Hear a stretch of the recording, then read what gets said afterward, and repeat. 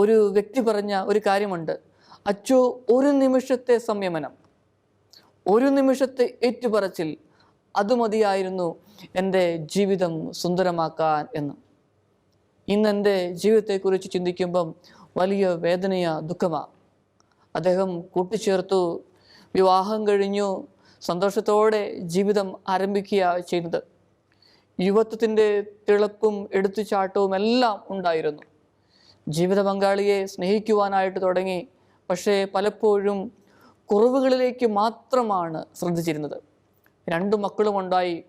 7-7.5 വർഷം ഒരുമിച്ച് ജീവിച്ചു. ഇദ്ദേഹം എല്ലാ ദിവസവും വാക്കുകൾ കൊണ്ട് മുറിപ്പെടുത്തുമായിരുന്നു. നമുക്കറിയാലോ, സ്നേഹമുള്ളവരെ ശാരീരികമായി ഉപദ്രവിക്കുന്നവരുണ്ട്. എന്നാൽ അതുപോലെ തന്നെ വളരെ വേദനാജനകമായ ഒരു കാര്യമാണ് വാക്കുകൾ കൊണ്ട് വേദനിപ്പിക്കുക, മുറിപ്പെടുത്തുക എന്നുള്ളത്. അവസാനം അവർ തീരുമാനിച്ചു വേർപെട്ട് ജീവിക്കുവാനായിട്ട്. അങ്ങനെ അവർക്ക് ഡിവോഴ്സ് ലഭിക്കുകയും ചെയ്തു. ഇദ്ദേഹം കൂട്ടിച്ചേർത്തു. കുറച്ചു നാളുകൾ മുമ്പോട്ട് പോയി കഴിഞ്ഞപ്പോൾ തനിയെ ജീവിക്കുന്നത് വലിയ പ്രയാസത്തിലൂടെ പോയി. അദ്ദേഹം ഒരു വിവാഹം കഴിച്ചു. 3 മാസം അങ്ങനെ ജീവിതം മുമ്പോട്ട് പോയി. കുറേ കഴിഞ്ഞപ്പം അവിടെയും അസ്വസ്ഥത, ആ ജീവിതവും താറുമാറായി. കുറച്ചു നാളുകൾക്ക് ശേഷം വേറൊരാളെ സ്വീകരിച്ചു. ഏകദേശം 8 മാസം ഒരുമിച്ച് ജീവിച്ചു. പിന്നെയും താളപ്പിഴകൾ.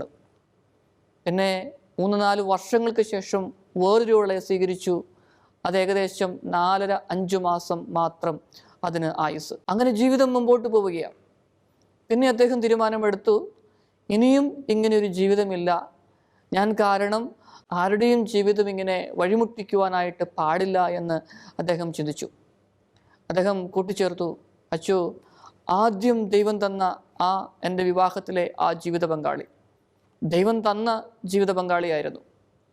ഒരു നിമിഷത്തെ സംയമനം, ഒരു നിമിഷത്തെ ഏറ്റുപറച്ചിൽ, അതുണ്ടായിരുന്നെങ്കിൽ ഇന്നെനിക്ക് സന്തോഷത്തോടെ ജീവിക്കാമായിരുന്നു എന്ന്.